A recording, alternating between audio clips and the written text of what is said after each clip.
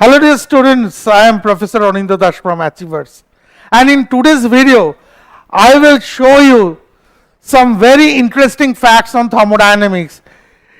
In this particular video I will show you how to deduce the four Maxwell's relations in context to thermodynamics without even doing a small bit of mathematics.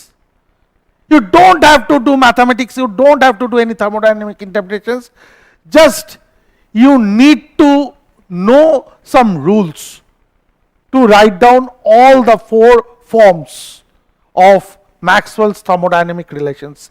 In Maxwell's thermodynamic relations, you will encounter four important state functions: entropy, pressure, temperature and volume. And the mnemonic is Shondha Prodipe Tel Bhoro. Shondha starts with S, S means entropy. Pradip starts with P, P stands for pressure. Tel starts with T, T stands for temperature. And Bhoro starts with V, V stands for volume. So this sequence SPTV either occurs in a cyclic manner in anti-clockwise direction, or it will occur in clockwise direction, but this sequence will not be disturbed. So in order to remember this sequence, we will study this mnemonic, we will go through this mnemonic, Shondha Pradipe Tel Boro, that means SPTV. So this is the mnemonic. Okay.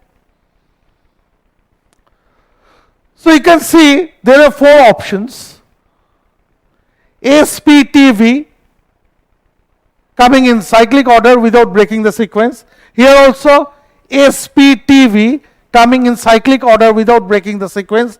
Here also SPTV in the third coming in cyclic order without breaking the sequence. Here also in the fourth SPTV coming in cyclic order without breaking the sequence. So there are four possibilities of writing SPTV without breaking the sequence, and they will appear in cyclic order either in clockwise manner or in anti-clockwise manner. So this is the first rule. This is my rule number 1. Now moving on to rule number 2. Here you need to exchange the variables at the bottom. Actually, all the four Maxwell's relations connecting S, P, T and V are differential equations. So at first we'll all put del, del, del, del, del, del, del.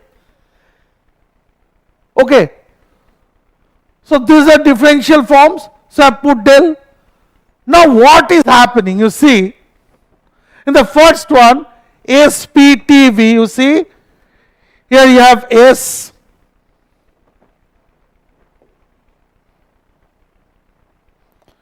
here you see, here you have S, here you have P, here you have T, here you have V. In the first one. And there is an exchange of variables at the bottom, means, see, in left hand side you see V is inside and T is outside, and in right hand side you see T is inside and V is outside. So these two variables had got exchanged. Same thing happening in the second case. You see SPTV,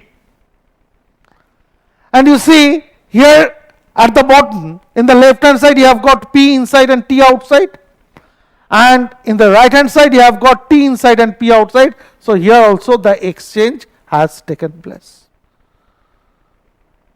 Same thing is repeated over and over again for the third and the fourth case. SPPS, here SVVS. Okay.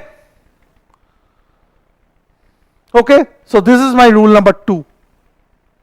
So this is my rule number 2. And finally,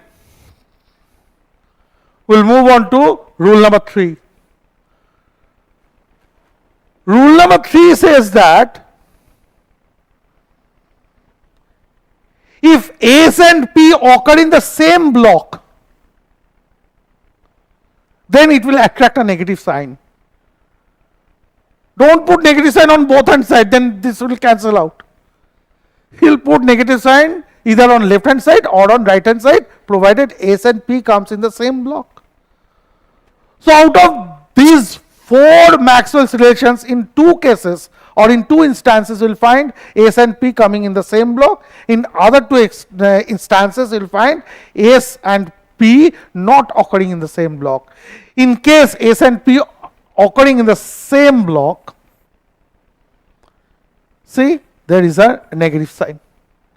Here also S and P occurring in the same block. See, you have got a negative sign. But here S and P are occurring in 2 different blocks. So there is no negative sign. Here also you will see S and P occurring in 2 different blocks and there is no negative sign. So if you follow these 3 rules sequentially, then you can write the Maxwell's relations. And these are the 4 Maxwell's relations in thermodynamics. So here you don't have to make any thermodynamic interpretation for that. You can just write them if you know these 3 rules. So that's all, students, for today's video. See you. Bye bye.